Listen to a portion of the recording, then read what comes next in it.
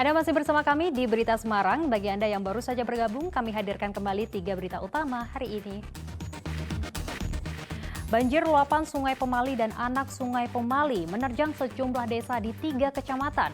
Di Kabupaten Brebes, warga minta pemerintah perbaiki tanggul-tanggul kritis.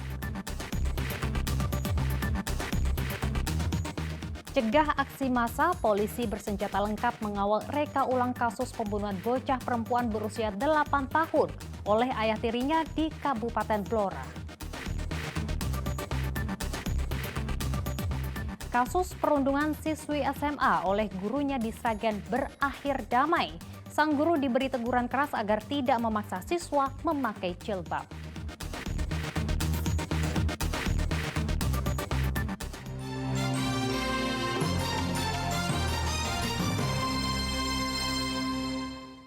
Kepala Dinas Pekerjaan Umum dan Tata Ruang Kota Tegal dilaporkan atas dugaan kasus penipuan dan penggelapan investasi proyek City Walk.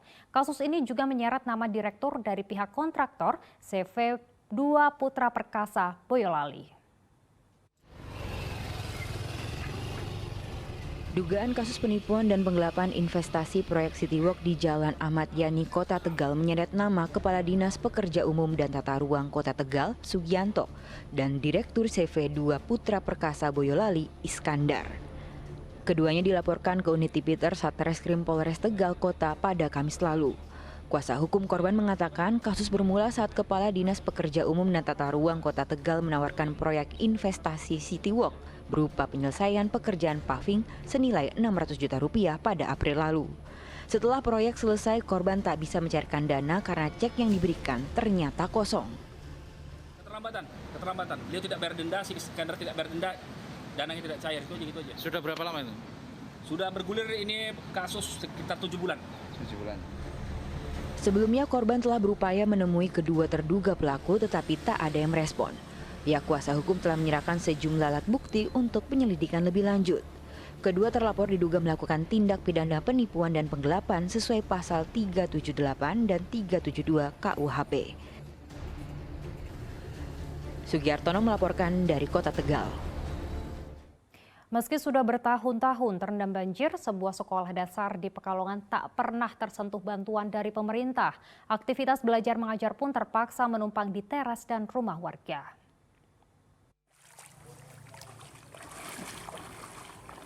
Genangan air di Sekolah Dasar Negeri Karangjompo, Kecamatan Tirto, Kabupaten Pekalongan ini bukan baru saja terjadi. Kondisi ini sudah berlangsung selama 7 tahun terakhir. Lihat saja, 6 ruang kelas dan 1 ruang guru sudah lama tak terpakai. Bahkan lantai sekolah sampai ditumbuhi lumut. Ketinggian air yang mencapai 20 hingga 30 cm ini membuat proses belajar mengajar terhambat. Siswa pun harus menumpang di teras rumah warga yang tidak jauh dari sekolah. Sebenarnya sih nggak nyaman, cuman kan karena keadaan. Genangan air di sekolah ini sudah lama terjadi dan sering dilaporkan ke pemerintah daerah, tetapi belum ada respon hingga kini. Itu karena faktor alam. Terus untuk kegiatan belajar mengajar, Pak? Kegiatan belajar mengajar tetap berjalan seperti biasa. Kami menggunakan fasilitas rumah-rumah warga yang ada di sekitar. Siswa dan guru berharap ada peninggian bangunan sekolah sehingga mereka bisa belajar dengan nyaman tanpa terganggu genangan air. Kuncoro Wijayanto melaporkan dari Kabupaten Pekalongan. Kasus perundungan guru kepada siswa di SMA Negeri 1 Sumberlawang berakhir damai. Hal itu disepakati setelah Polres Sragen mempertemukan orang tua siswa dengan guru yang melakukan perundungan. Pertemuan berlangsung di Polres Sragen pada Kamis lalu. Dinas Pendidikan Sragen dan perwakilan Dinas Pendidikan Provinsi Jawa Tengah juga turut hadir. Dalam pertemuan tertutup selama 2 jam tersebut diperoleh kesepakatan damai.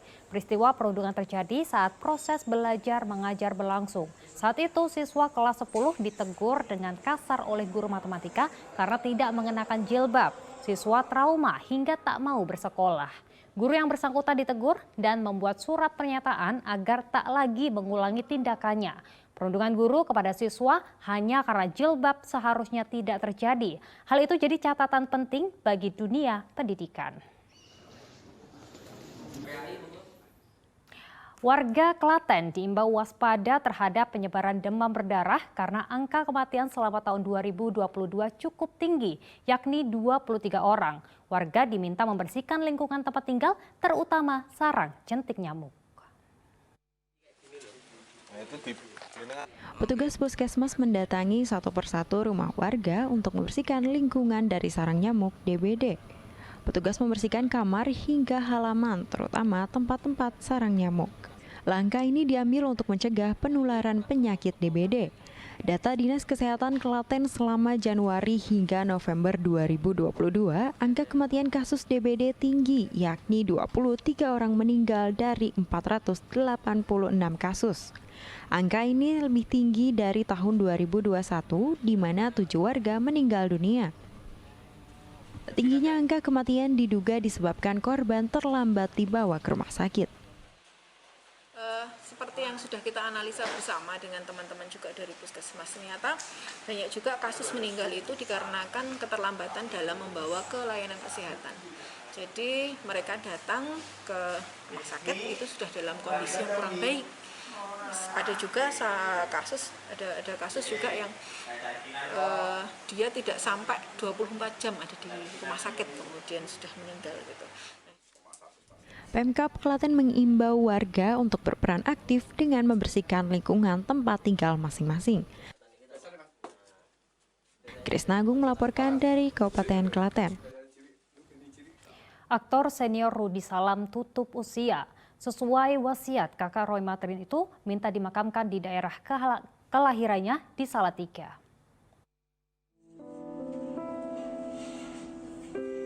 Industri hiburan tanah air berduka. Salah satu aktor senior, Rudy Salam, tutup usia. Pria kelahiran 3 Desember 1948 ini meninggal di Jakarta. Istri almarhum mengatakan sudah 7 tahun terakhir suaminya sakit. Namun Jumat kemarin kondisinya menurun. Almarhum menembuskan nafas terakhir dalam perjalanan ke rumah sakit. Dia udah 7 tahun sakit, dia udah capek, dia bilang ya, tapi terus dia perginya juga tanpa sakit sebetulnya. Tahu-tahu kemarin tuh lo kok kayak blank gitu. Saya bawa ke rumah sakit udah nggak ada. Sesuai wasiatnya, kakak dari aktor Roy Martin dan Chris Salam ini meminta dimakamkan di Salatiga karena menjadi tempat kelahiran dan kenangan masa kecilnya. TPU Ngeplak Timur di Kelurahan Dukuh, Kecamatan Sidorejo, jadi tempat peristirahatan terakhirnya. Jauh sebelum sakit memang Rudy kepingin balik ke Salatiga. Jadi ketika sakit dia juga masih kepingin, dan akhir-akhir ini dia enjoy kalau di Salatiga dia sangat enjoy. Rudy Sutantio Abdul Salam telah berencana pindah ke Salatiga pada awal 2023 nanti. Namun, paman dari Gading Martin ini telah mengembuskan nafas terakhir sebelum keinginannya tercapai. Diketahui 1978 Rudy Salam menikahi artis Marina Gardena dan dikaruniai 2 anak, Runa Salam dan Rama Prakarsa Salam. Yulianto melaporkan dari kota Salatiga.